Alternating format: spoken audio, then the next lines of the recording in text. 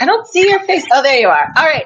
Hello, everyone. It is Dr. Siobhan here, founder of Relatable with the Made Marriage Show. I'm like giggling because I have a funny story to tell y'all about the pre interview with Shelly just a minute ago. But anyways, this is the show where I interview real women just like you about how you make marriage work, because we all know that great marriages do not just happen overnight. They don't fall in your lap, that they are intentionally made. And part of that includes the way you think, the actions you take, the responses you make. And so with that, I always like to ask this question, how are you thinking about your marriage right now?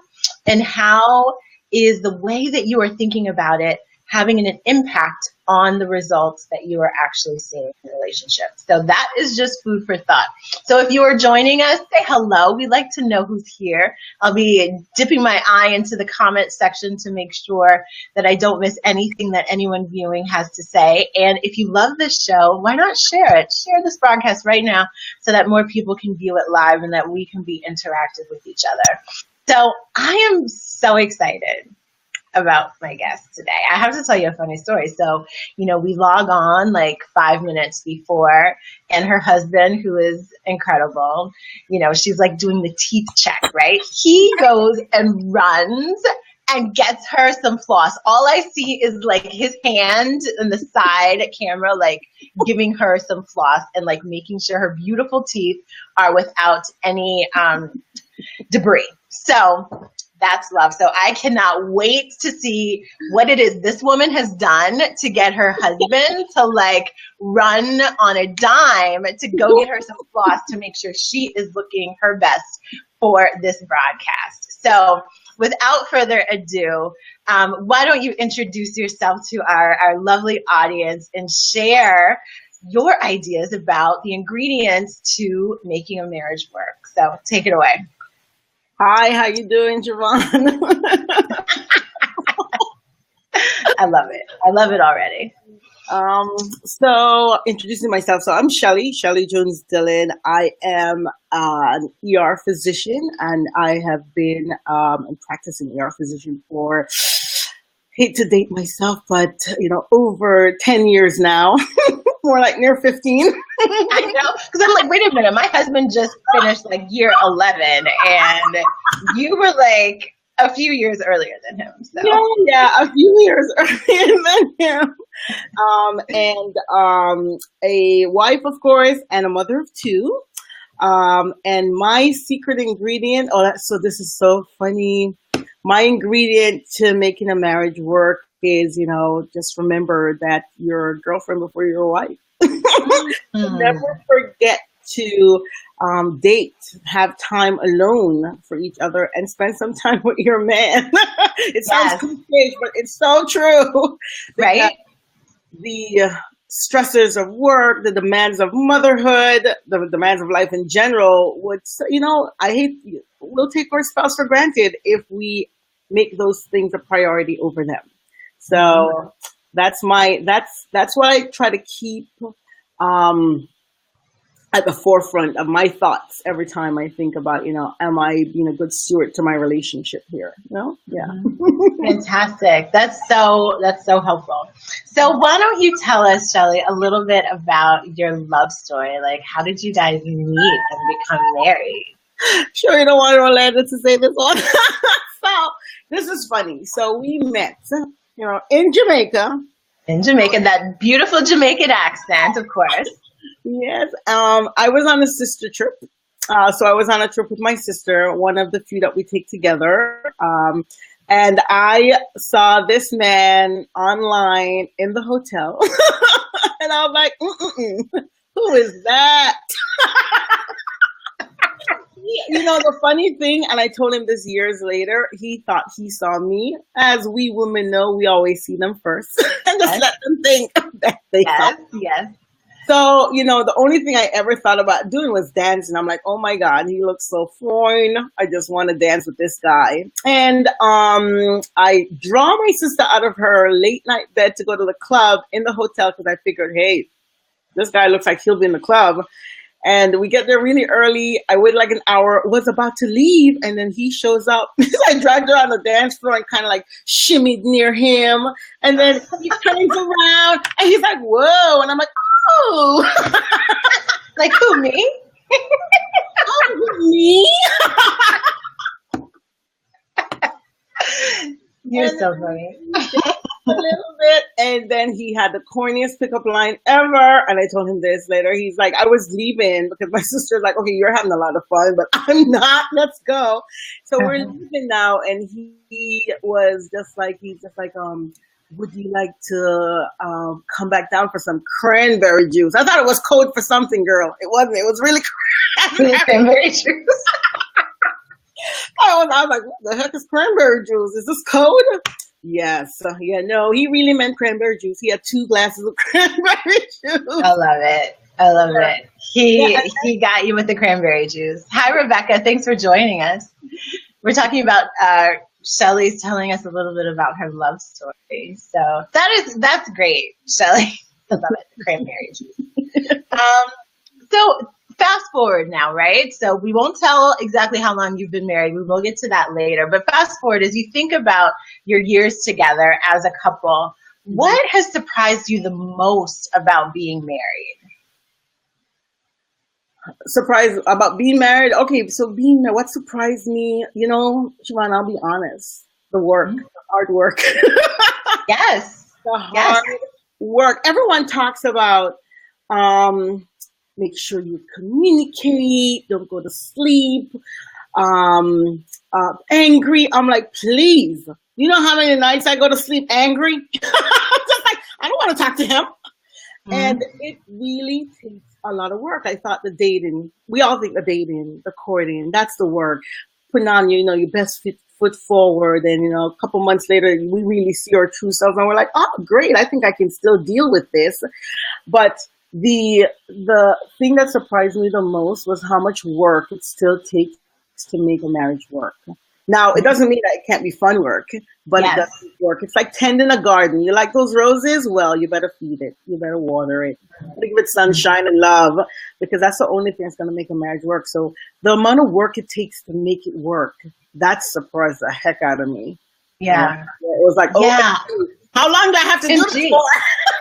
Yeah, it's so true. I mean, because you hear that, and I think back to, you get all those cards on your wedding day or those things in your shower, and people always tell you, like, marriage is work, and you hear it, but it's not until you're, like, in the thick of it that you're like, oh, this is what they meant, right? And again, just like you said, it doesn't have to feel like drudgery all of the time, but again, you do have to tend to it. I love that analogy of the garden. Like, you like the rose, you got to take care of the rose. Like, it's not going to just bloom and blossom and stay strong by you, like, sitting on the sideline, not doing anything to nurture it.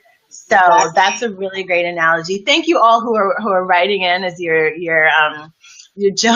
jumping in. Your husband. So this Orlando Dylan that you ladies see, he's like hijacking our comment section. This is Shelly's husband. So I'm so glad you're joining us, Orlando. And I love the posts that you're putting. I don't know what they are, but thank you for that. And thank you all for who are joining, who said hello, Pam. It's great to see you here as well. So what would you say, Shelly? It is work, right? And I think in a previous episode had talked about how I feel like marriage is a lifelong personal development course. That like your husband is a mirror to you in so many ways of the areas that you need to pay attention to within yourself, the places where maybe you need to grow. And so as you think about your relationship and your marriage with Orlando, what would you say are the ways that you've personally grown by being married to him, right? So I feel like it's no, coincidence that God pairs us up with these people that are so different from us in particular areas. And it forces us to look at those places in our lives that maybe we want to cover up. But what would you say, in being in this marriage with him, how have you personally grown? So I don't know. Did you think you were completely perfect and together before you met Schubert? Like, weren't you? I thought I was perfect before I met him. I knew I wasn't, because Schubert was perfect, right? Schubert's like one of those people that's like, he's always doing everything right. So I looked at myself and like paled in comparison to him. But I did feel like I had it together. Yes, I will admit that. I did feel like, okay, I'm still a good catch. And I've got this, I've got that checked off. And then life happens and you're like, oh, wait. Like, yeah. So, yeah, so you thought you were perfect. Okay, great. And then, right? I know, and then I got married. No, so I really needed to say, I thought I had it together. Like, I knew how to communicate. I was a good communicator. What?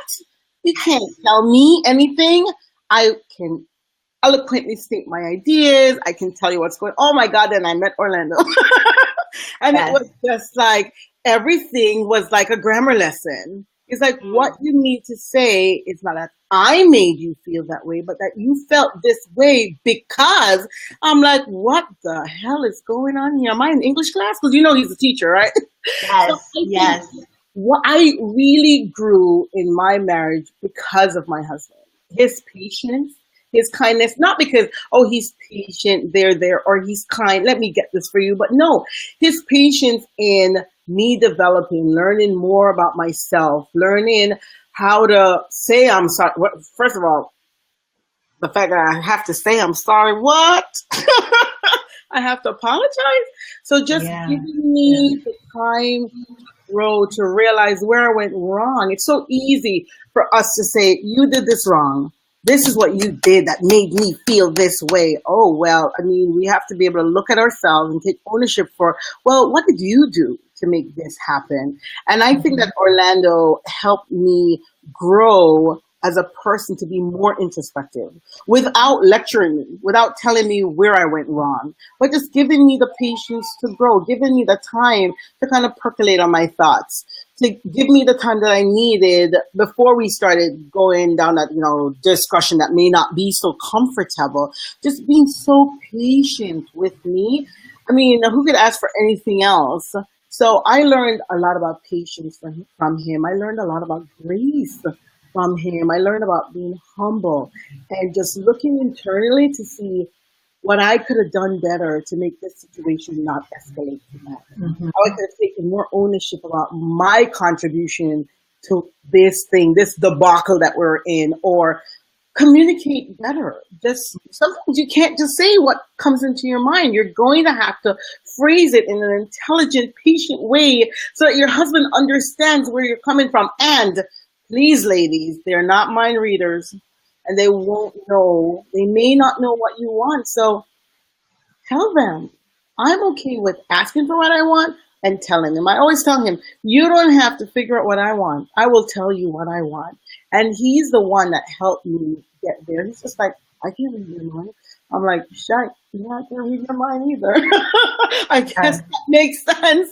Yeah, it does. And so often, I mean, I hear when I talk with women a lot, it's sort of like, but he should just know, or like they get frustrated at the fact that they have to explain things. And I like to say, like, you have to explain it like you're explaining it to a toddler, like step by step, don't leave any detail out. And people get so frustrated at the energy they feel it takes to have those conversations or to ask their husband to do something for them. And I'm like, well, if he gets it right, just think about that, right? Think about the burden that's lifted from you if you really need help with something, especially, mothers raising the kids and things like that. It's like he should just see the child needs this and just do it.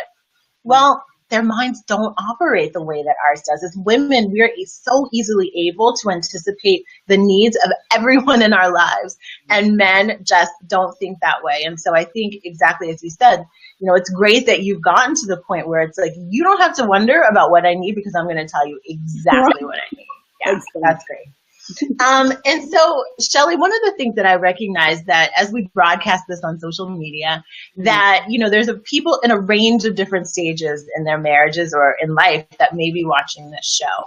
And so I recognize that, there may be someone who's in a really, really sort of crisis situation in their own marriage where maybe they're considering separation, maybe they're considering divorce, and I think at some point, every marriage is sort of tested in really, really tough ways. So what advice or encouragement might you offer to someone who is at that point, who's at like the lowest point in their marriage where they're not quite sure if the relationship is going to survive? What would you say?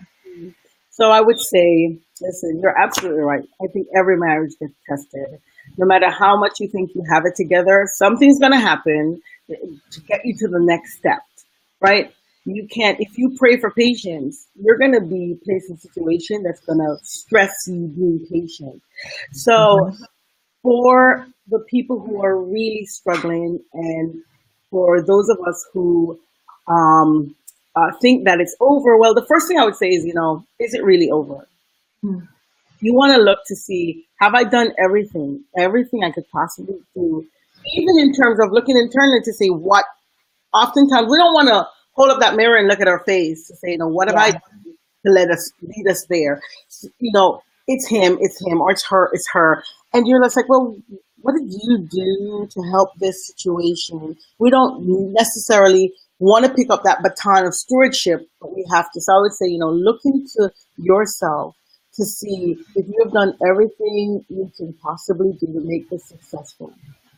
You know, take that mirror and look at it.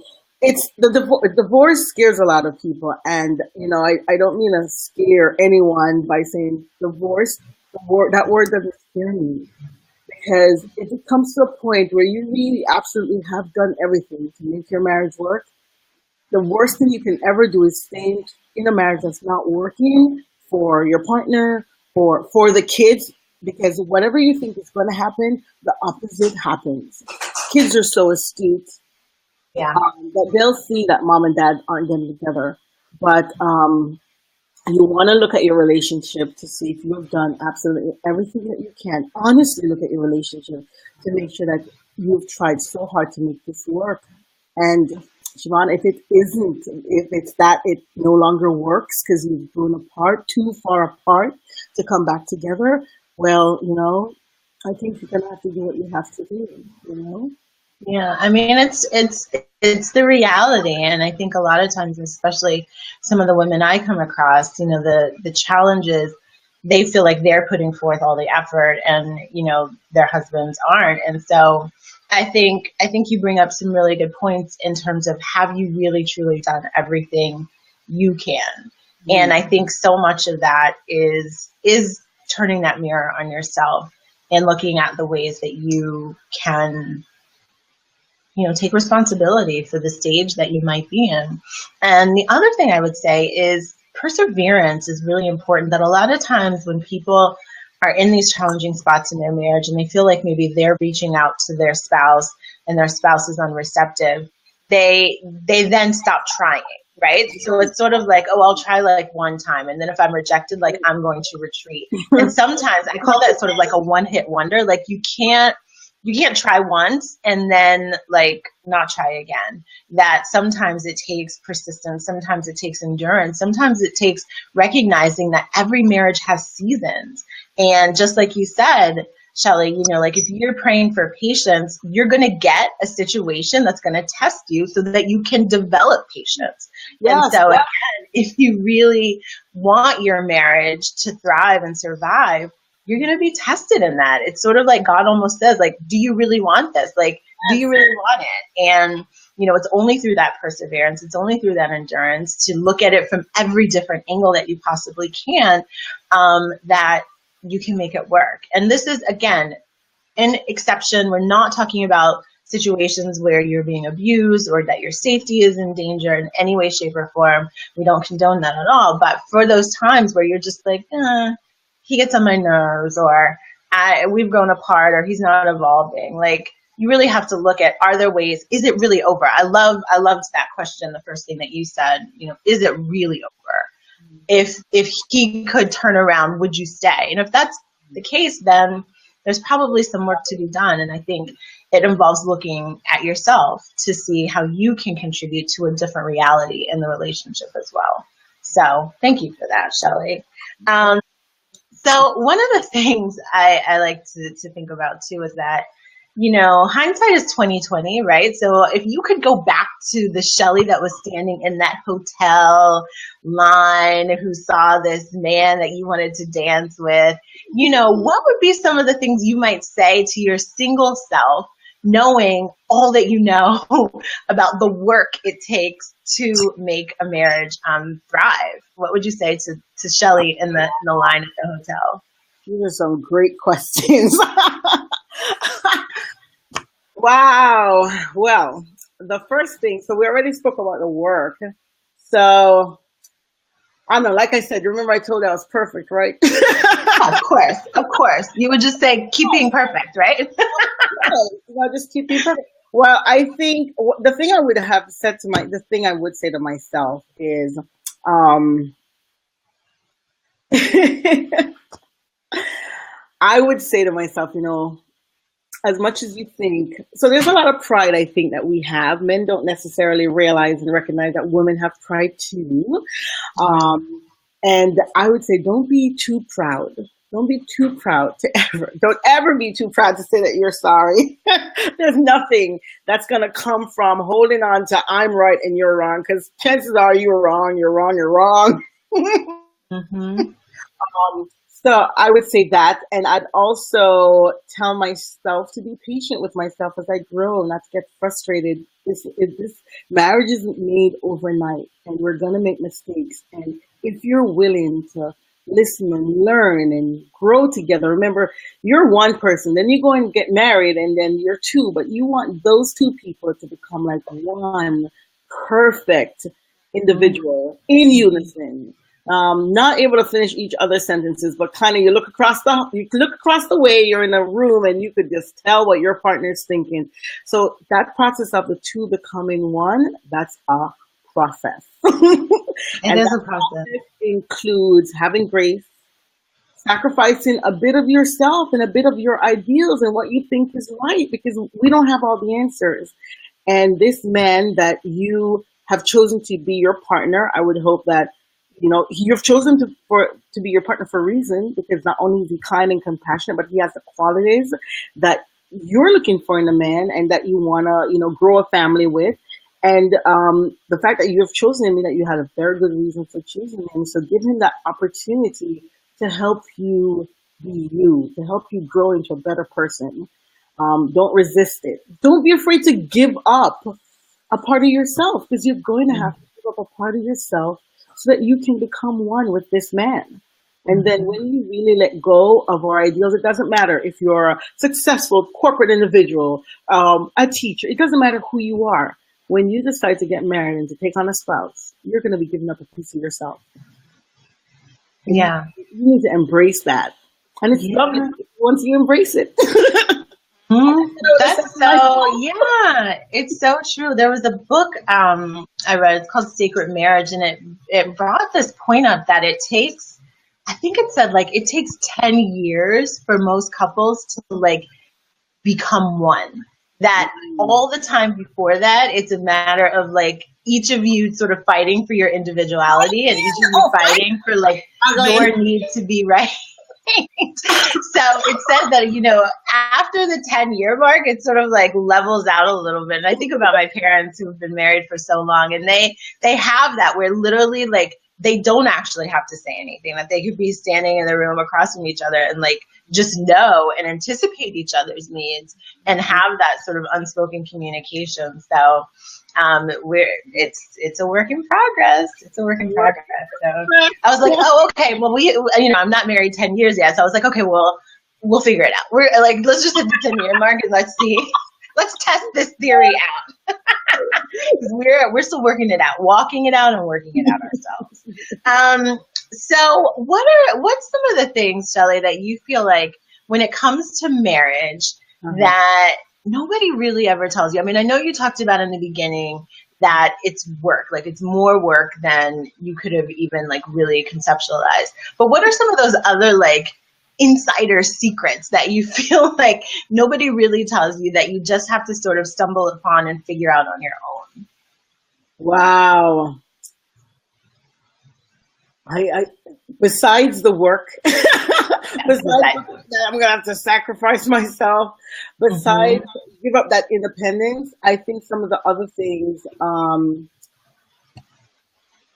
that I learned is, the humble, like being humble in how you approach things.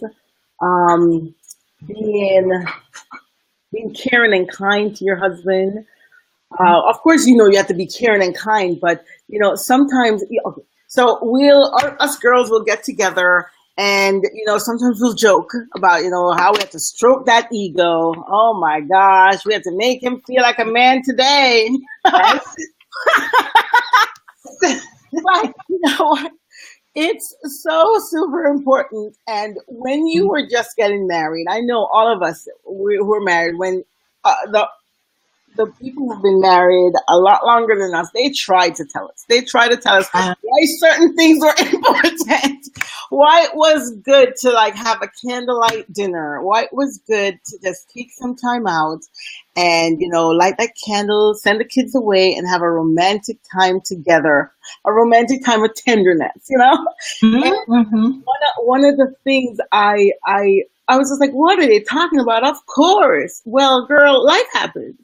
And Yeah. things fall apart and things come in to distract you from being tender with your husband. And the surprise for me was just, how quickly we can forget to be tender. Yeah. Especially when children are involved. And the surprise for me was I just thought it would be naturally passionate all the time. That was one of the surprise for me, Yeah. that the romance had to be worked on. Not that marriage itself is a work, but just being tender and kind with each other. That's work also. Yeah. It And is. my husband, as you can tell, he's very vocal. He is in, very close contact with his feelings and his needs and wants. And it sometimes made me very uncomfortable when he's just like, yeah, when's the last time we had some time together? I'm like, yeah, like 2 weeks ago. Isn't that good? And he goes, nope, nope, nope, nope, nope. Yeah. It took a lot for me to realize that, Siobhan, I'm just like, how much more can I split myself? I'm one person. How many different pieces of me do you want? And then I realized he had the same thing. How many different pieces of me do you want? And I'm like, I want everything. Excuse On me. everything. Yeah. And then when I said I want everything, he kind of looked at me. I'm like, oh, you want everything too, huh? Both ways, right? The biggest surprise to me was that, we are not so different, men and women. We all want to love. We all want to feel appreciated. We all want to feel like we are the most important thing in our partner's eyes. Yeah. That's so true, Shelly. It's so true. Reminded of that, and like I said, my vocal husband had no problem reminding me. Right. So you don't have to guess what he wants either. We do have a question. Is that married years correct? Yes. So I think in the book that I was reading, it was talking about that 10-year married year. So I think that's the answer. Okay, so now we're going to get to the fun part, Shelly. So I'm going to ask our audience to guess how long they think that you have been married. So ladies and gentlemen or whoever is watching, go ahead and start putting in the comments how many years you think this wise wife has been married. And I'm going to ask her to reveal that in 1 second. I know there's a little bit of a delay. So we're going to go on to the last question, Shelly, and then we're going to ask you to share how long you've been married. Okay. So what is, like, I guess, a ritual that maybe you and your husband do, or a healthy practice that you guys do on a pretty regular basis that you feel has really contributed to the success of your marriage? So we instituted date night. We instituted date night, and date night could mean date lunch, date afternoon, date morning, whenever we can get some time together. We take time out for each other to be alone. Even if it's like, sometimes it's around exercise, sometimes it's around having lunch, having breakfast. We rarely, we have 2 kids. Nobody want to babysit for free. 2 kids. You got 2 boys too. 2 boys. 2 boys, and my 2 rambunctious boys. So sometimes they're in school, and we just say, "Hey, you want to go out for a walk? You want to go for lunch?" So we actually, and we have No shame. There's no shame in that game. We schedule it. We're just like, we're taking some time out. Let's meet. Let's go out. Let's walk. Let's talk. Let's check in with each other. And that's really, really important. After our first child, Roland, that's when we did it. We spoke about how we're gonna, make sure we don't lose a hold of each other. Because he's just like, you're it, right? It's like, you're it, right? So, yeah, when the boys are gone, I'm your original baby. I'm gonna be around. I'm like, Orlando. That's what The original baby. I love it. I love it. He's your first. Yeah. Yeah, it's true. It's so true. Yeah. Okay, so we've got some guesses in. We have people guessing 14 years, 12 years, 10 years, 8 years. Okay, Shelly, so why don't you tell us how long have you been making your marriage work? 13 years. 13 years. Yay. So we have some pretty close, the 12-year. 13 years, 6 months. So exactly. You're almost to that 14-year mark. Well, congratulations. That's wonderful. Thank you.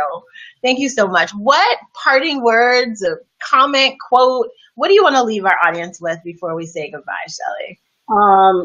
One of the things that I want to leave our audience with is don't, treat that man like he's the king of the castle. Because if he's the king of the castle, what does that make you? Yeah. You're the queen bee, honey. You're the queen bee. Yeah. Yeah. It's so hard to do that sometimes. I mean, I think you spoke to the ego, right? That you have to let go of your ego to him feel that way, right? To give him that honor and that respect and that admiration. And sometimes if you're feeling like you're on empty, it's even harder to give that to him. But it really is a give and take reciprocal. Like if you want more of something in your marriage, that is a telltale sign that you probably need to give more in your marriage in that area. So you're going to get out of it what you put in it. And if you treat him, like I said, you chose him for a reason. And, we aren't stupid. So if you chose him, he's going to be the man for you. You're going to treat him like a king because he's going to treat you like a queen. And if your tank is empty, well, his tank's probably empty also, and you're going to have to fill up each other's tank.